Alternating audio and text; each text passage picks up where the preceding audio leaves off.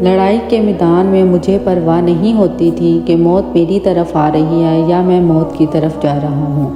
یہ دلیرانہ کور اللہ کے شیر مولا علی علیہ السلام کا ہے، جنہوں نے اسلامی غزوات میں ایسے شجاعت، بہادری اور بے خوفی کا مظاہرہ کیا جس کی کوئی مثال نہیں ملتی۔ غزوہ بدر مسلمانوں اور کفار کے درمیان لڑی جانے والی تاریخ کی پہلی عظیم جنگ ہے۔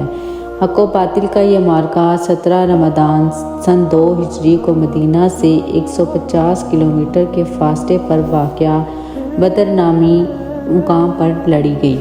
اس جنگ میں مسلمانوں کی تعداد کفار کے مقابلے میں کافی کم تھی۔ اس کے باوجود مسلمانوں کو مشرکین پر فتح حاصل ہوئی۔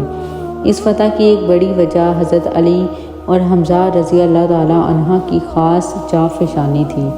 دراصل مکہ میں 13 سال کفار نے محمد صلی اللہ علیہ وآلہ وسلم اور آپ کے اصحاب پر ظلم و ستم کے پہاڑ توڑے اور ہجرت کے لیے مجبور کر دیا۔ جب مدینہ میں نبی صلی اللہ علیہ وسلم کی دعوت کامیاب ہونے لگی تو قریش کو یہ خدشہ ہوا کہ کہیں ان کی حاکمیت عرب سے ختم نہ ہو جائے، لہٰذا قریش مکہ نے مسلمانوں کا تعاقب نہ چھوڑا اور اس برحق جماعت کی جڑ سے خاتمے کے لیے اپنی پوری قوت و طاقت کے ساتھ میدان میں اتر پڑے۔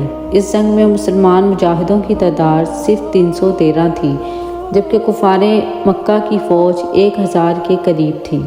مسلمانوں کے سامان سواریوں کی کثرت کی وجہ سے 2-2، 3-3 آدمیوں کو ایک اونٹ پر سوار کر کے لے جایا گیا تھا، جس پر وہ باری باری سواری کرتے تھے۔ نبی صلی اللہ علیہ وآلہ وسلم کے ساتھ سواری میں حضرت علی رضی اللہ تعالیٰ عنہ اور زید بن حارثہ رضی اللہ تعالیٰ عنہ تھے۔ بدر کا میدان تھا اور دونوں لشکر آمنے سامنے کھڑے تھے۔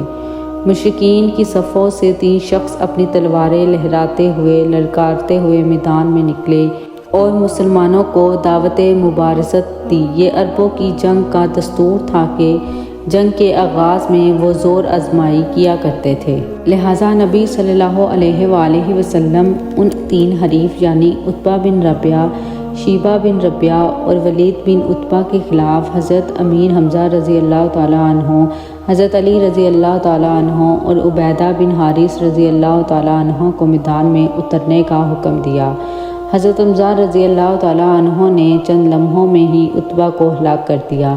ولید امام علی علیہ السلام کے مد مقابل آیا۔ ذوالفقار کی دھار اور قوت ایمانی سے بھرا حیدری بازو کے آگے ولید زیادہ دیر نہ ٹک پایا اور اس کا کام بھی تمام ہو گیا۔ پھر حضرت عبیدہ نے حضرت امیر حمزہ اور حضرت علی کی مدد سے شیبہ کو موت کے گھاٹ اتار دیا۔ ایک روایت کے مطابق حضرت علی رضی اللہ تعالیٰ عنہ تینوں افراد کے قتل میں شریک تھے۔ اسلامی لشکر نعروں سے گونج اٹھا اور کفار کے خیمے میں ہلچل مچ گئی۔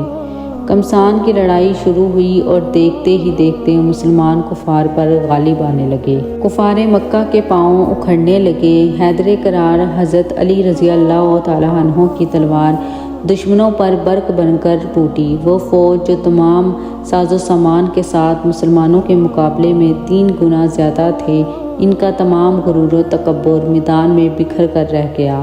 یہ ایک فیصلہ کن لڑائی تھی جس میں اللہ کے وعدے کی سچائی سے مسلمانوں کو غیبی مدد کے ذریعے فتح نصیب ہوئی۔